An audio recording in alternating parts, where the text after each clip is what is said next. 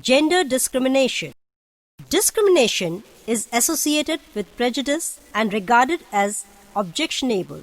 Gender discrimination refers to a belief in relation to gender of a person which may or may not carry legal consequences but is of social nature. It manifests itself in male dominance and preference for a son, discrimination against daughter in food distribution, burden of household work, lack of opportunities for girls, lack of educational opportunities, restrictive mobility, wife battering, lack of inheritance to women. Male dominance. While feminine toys often reinforce interaction, nurturing, and closeness, the masculine toys reinforce independence and competitiveness. Reflecting society's expectation, schools teach girl children cleaning, washing, cooking, sewing, and secretarial skills. Boys, on the other hand, are taught mechanics, woodworking, and other vocationally oriented skills. Teachers react differently to girls and boys. They have different kinds of contact with them and different expectations from them. Girls who are physically close to their teacher receive more attention than the boys, and the boys who are aggressive receive more attention than the girls who are aggressive. Gender stereotyping is common among counselors, and they often steer females away from certain college preparatory courses, especially in mathematics and sciences. Use of the pronoun he when the sex of the person is unspecified and of the generic term mankind to refer to humanity in general are obvious examples of how the English language ignores women. The media plays up traditional traits of men and women. Boys and men are often portrayed as active and aggressive persons, while women are portrayed as quite submissive and pretty. While some occupations have become more gender integrated, male carriers, bus drivers, and real estate agents, occupations including teachers, nurses, secretaries, and librarians have become female dominated. Occupations including architects, electrical engineers, and aeroplane pilots remain predominantly male in composition. Glass ceiling. The term glass ceiling refers to situations where the advancement of a qualified person is stopped at a lower level because of some form of discrimination, most commonly based on sex or racism.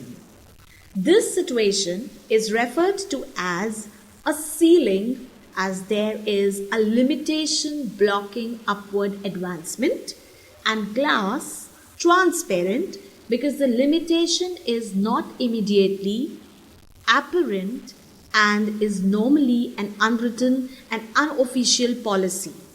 The term glass ceiling has been thought to have first been used to refer to invisible barriers that impede the career advancement of women in the American workforce. Invisible barriers. Types of glass ceiling barriers. Different pay for comparable work, sexual, ethnic, racial, religious discrimination or harassment at the workplace, lack of family-friendly workplace policies, effect of glass ceiling.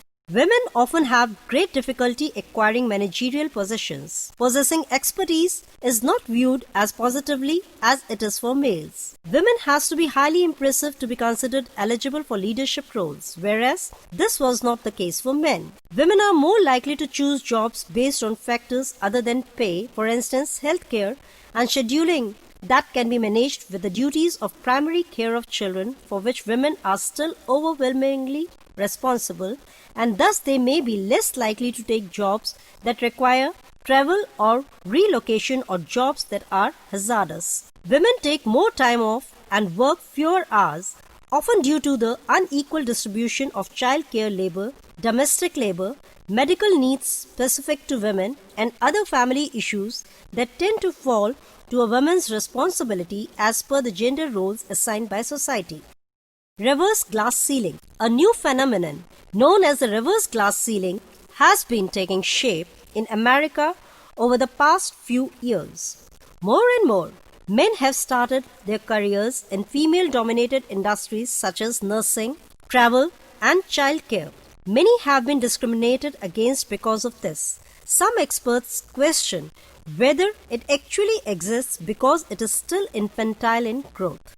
Constitution measures ensuring gender equality. The Constitution of India ensures gender equality in its preamble as a fundamental right. It also empowers the state to adopt measures of positive discrimination in favor of women by way of legislation and policies. India has also ratified various international conventions and human rights to secure equal rights for women, such as ratification of Convention on Elimination of All Forms of Discrimination Against Women in 1993. Women have been finding a place in local governance structures, overcoming gender bias. The passing of Prenatal Diagnostic Test Act in 1994 also is a step in removing gender discrimination. This act seeks to end sex determination tests and female feticide and prohibits doctors from conducting such procedures for a specific purpose of determining the sex of the fetus.